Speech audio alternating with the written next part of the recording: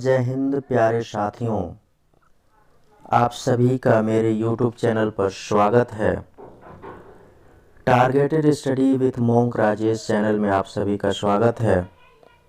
अभी तक आपने इस YouTube चैनल को सब्सक्राइब नहीं किया है तो फटाफट सब्सक्राइब कर लीजिए, लाइक कर दीजिए और शेयर कर दीजिए और बेल आइकन दबा लीजिए ताकि आपको नोटिफिकेशन पहुंचता रहे। इस वीडियो में हम लोग केशव चंद्र सेन के व्यक्तित्व और कृतित्व पर बात करेंगे। तो केशव चंद्र सेन का जन्म 19 नवंबर 1838 को कलकत्ता में हुआ था। केशव चंद्र सेन 1854 में एशियाटिक सोसाइटी के सचिव बने थे। बताना चाहते हैं कि एशियाटिक सोसाइटी की स्थापना 1784 में कलकत्ता में हुआ था। विलियम जोन्स ने इसकी स्थापना की थी। एशियाटिक सोसाइटी एक संग्रहालय या वह पुस्तकालय था। इसका उद्देश्य प्राच्य अध्ययन को बढ़ावा देना था। अब प्राच्य अध्ययन क्या होता है? प्राच्य का विलोम है पाश्चात्य। पाश्चात्य मतलब वेस्टर्न, पश्चिमी। लेकिन एशियाटिक सोसाइटी का उद्देश्य प्राच्य अध्ययन को बढ़ावा देना था। प्राच्य मतलब देशी, पूर्वी, यानी भारत और ख़ास तौर से बंगाल में ये सोसाइटी था, तो बंगाली अध्ययन को आगे बढ़ाना था। उसमें केशव चंद्र सेन सचिव बने थे। 1855 में 17 वर्ष की आयु में केशव चंद्र सेन ने ब्रिटिश इंडिया सोसाइटी की स्थापना की। क्वेश्चन आ सकता है कि ब्रिटिश इंडिया सोसाइटी की स्थापना किसने किया था? तो आंसर होगा केशव चंद्र सेन ने। 1857 में वह ब्रह्म समाज में शामिल हो गए और दर्शन शास्त्र का अध्ययन करने लगे। आपको बताना चाहते हैं कि ब्रह्म समाज की स्थापना 1828 में राजा राम मोहन राय ने किया था।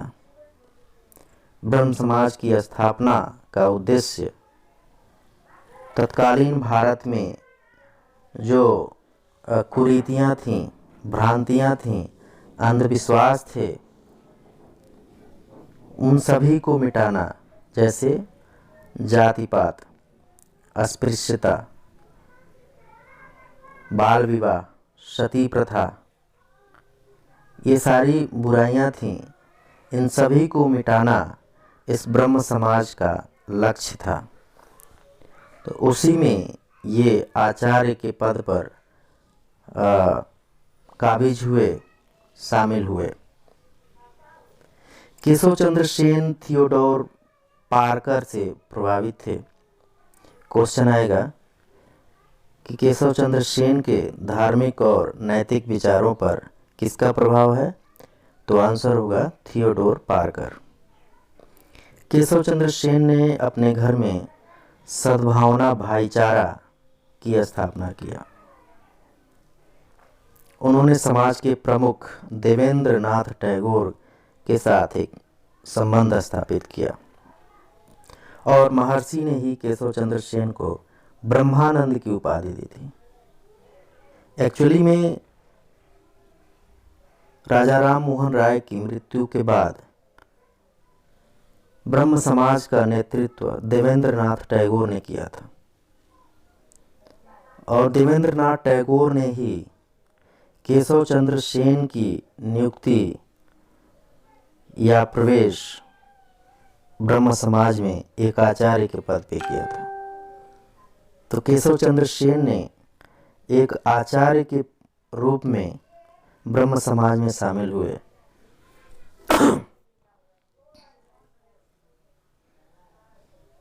केशव चंद्र सेन ईसाई शिक्षाओं से प्रेरित थे। केशव चंद्र सेन ही नहीं, इसके ऊपर आप जाएंगे तो राजा राम मोहन राय भी पश्चिम की अच्छी बातों को भारत के संदर्भ में उसको मिलाने का कोशिश किया। अच्छी बातों को उन्होंने ग्रहण किया, जैसे मानववाद, व्यक्ति की स्वतंत्रता और पुनर्जागरण का असर, रैशनलाइज थिंकिंग, तार्किक विचार, इन सब को उन्होंने ग्रहण किया। इसी तरह केशव चंद्र सेन भी ईसाई शिक्षाओं से प्रेरित थे और उनका मानना था कि ईसाई सिद्धांत ही हिंदू समाज में नया जीवन स्थापित करने में मदद करेगा। केशव चंद्र सेन ईसाई मिशनरीज के कार्य के अनुशासन से बहुत प्रभावित थे। मिशनरियों का कार्य टारगेटेड होता था, विद इन द टाइम, एक टाइम लिमिट में वो काम करते थे, काफ़ी तेज काम करते थे, अनुशासित रह के काम करते थे। तो केशव चंद्र सेन उनसे काफ़ी प्रेरणा लिए, उनसे सीखे और उसी अनुशासन के कारण केशव चंद्र सेन का भी काम काफ़ी तेज हो गया, तीव्र गति से हो गया और साथ ही ब्रह्म समाज का भी कार्य काफ़ी तेज होने लगा। 1865 ईस्वी में ईसाई धर्म के प्रति झुकाव के कारण और टैगोर के बीच दरार पैदा हो गई। देवेंद्रनाथ टैगोर के बीच ईसाई धर्म के प्रति ज़्यादा झुकाव के कारण, और बात कुछ और था। केशव चंद्र सेन काफ़ी आकर्षक व्यक्तित्व, तेज तीव्र गति से काम करने वाले व्यक्ति, जल्दी से किसी बात को अनुकूलन में लाने वाले व्यक्ति थे, तेजी से किसी बात को अडॉप्ट कर लेते थे। तो ऐसे में देवेंद्रनाथ टैगोर से केशव चंद्र सेन का रिश्ता बहुत अच्छा नहीं रह गया था और इसीलिए केशव चंद्र सेन ने ब्रह्म समाज से नाता तोड़ लिया और भारत वर्षीयो ब्रह्मो समाज, बांग्ला में भारत वर्षीयो ब्रह्मो समाज अर्थात भारत का ब्रह्म समाज का गठन किया और यहीं से पुराने ब्रह्म समाज को अब आदि ब्रह्म समाज कहा जाने लगा। तो आपको क्वेश्चन आएगा, भारत वर्षीयो ब्रह्मो समाज अर्थात भारत का ब्रह्म समाज की स्थापना केशव चंद्र सेन ने कब किया? तो 1865 में किया।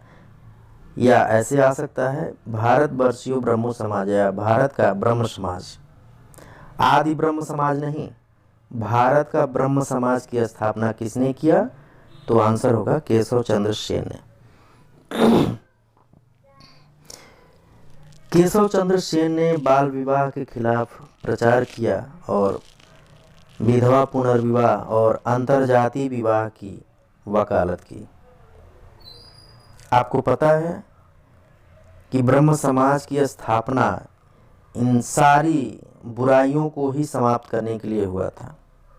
और सिर्फ ब्रह्म समाज ही क्यों, और भी सुधार, सामाजिक सुधार, धार्मिक सुधार आंदोलन चले। हम लोग आगे की वीडियो में उन सब की चर्चा करेंगे। उन सब का उद्देश्य इन्हीं सब बुराइयों को समाप्त करना था। अंतरजातीय विवाह की वकालत इन्होंने किया। अंतरजातीय विवाह से क्या होता है? अंतरजातीय विवाह से समानता आती है, सामाजिक समानता स्थापित होती है। जातिवाद, वर्णवाद तो मनु के जमाने से ही है और आप कमेंट करके बता सकते हैं कि आज जातिवाद की क्या स्थिति है। समाज और सरकारों ने जातिवाद को समाप्त करने के लिए कुछ काम किया है या जातिवाद को हवा दी जा रही है, बढ़ावा दिया जा रहा है? आप कमेंट करके बताइए। तो केशव चंद्र सेन ने यही बुराइयों को समाप्त करने के लिए आगे बढ़ के काम किया, बाल विवाह के खिलाफ प्रचार किया, विधवा पुनर्विवाह की बात की। सती प्रथा तो पहले से ही आलोचना के केंद्र में था। सती प्रथा समाप्त करने की बात तो पहले से चल रही थी। अंतरजातीय विवाह, जिसकी बात राजा राम मोहन राय ने किया था, कि शैव विवाह की पद्धति अपनाने को बल दिया था, उसकी बात इन्होंने स्पष्ट कह दिया, अंतरजातीय विवाह। और केशव चंद्र सेन के प्रयास के कारण ही 1872 में ब्रह्म मैरिज एक्ट पास हुआ, जिसमें शादी की उम्र बढ़ाई गई। 1870 में उन्होंने ब्रिटिश सम्राट महारानी विक्टोरिया से मुलाकात की और ब्रिटिश शासन की स्वीकृति व्यक्त की, जिससे काफ़ी लोग नाराज हो गए। 1870 में ब्रिटिश शासन की स्वीकृति व्यक्त करना, आप जानते हैं कि 1928 में नेहरू रिपोर्ट आई थी और नेहरू रिपोर्ट में डोमिनियन स्टेट अर्थात औपनिवेशिक शासन की मांग की गई थी। स्वतंत्र भारत की मांग नहीं की गई थी। स्वतंत्रता आंदोलन तो 1947 में चला, लेकिन 1928 में और 1870 में, 1870 से लेकर के 1928 में 58 वर्षों का अंतर है। तो जब 1928 में नेहरू रिपोर्ट के अधीन डोमिनियन स्टेट अर्थात औपनिवेशिक शासन की मांग की जाती है, तो 1870 में कैसे कोई कल्पना कर सकता है कि डोमिनियन स्टेट स्वतंत्र भारत और उत्तरदायी शासन की मांग कैसे की जा सकती है। केशव चंद्र सेन यूरोप से लौटने के बाद 1870 में भारतीय सुधार संघ की स्थापना की थी।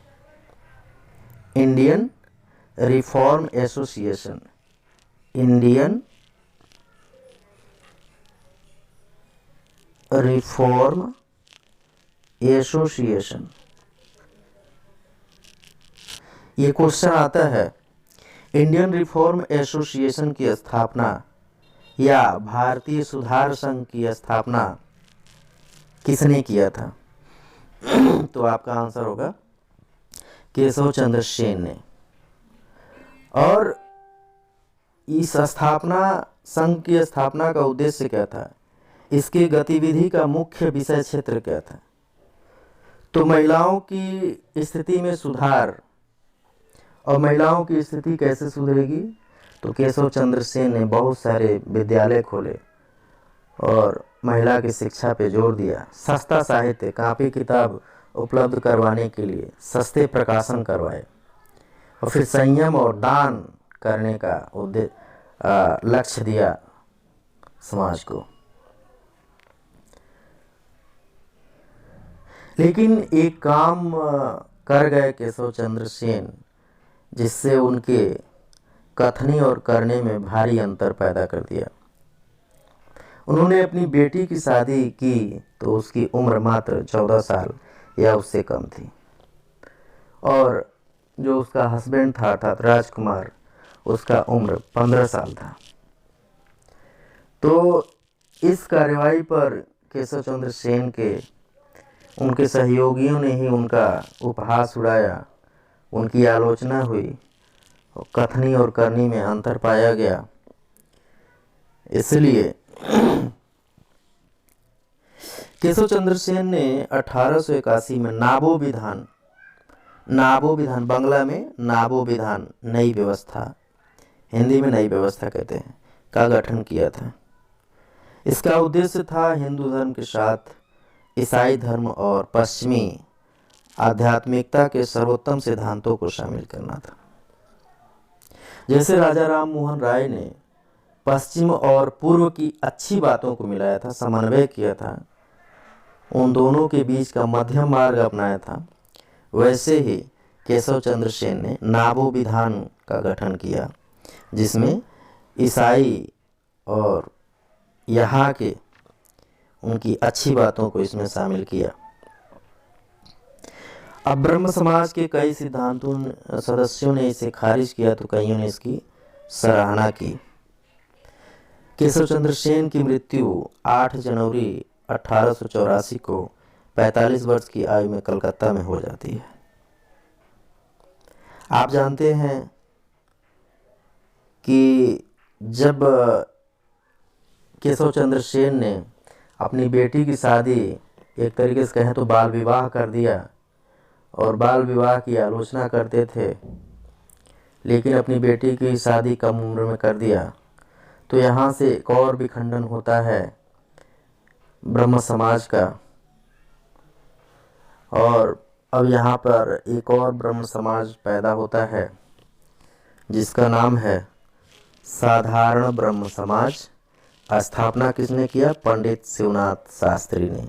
ये क्वेश्चन आता है। तो इसी के साथ इस वीडियो को समाप्त करते हैं। बहुत धन्यवाद आप सभी का। चैनल को लाइक करिए, सब्सक्राइब करिए, शेयर करिए। धन्यवाद।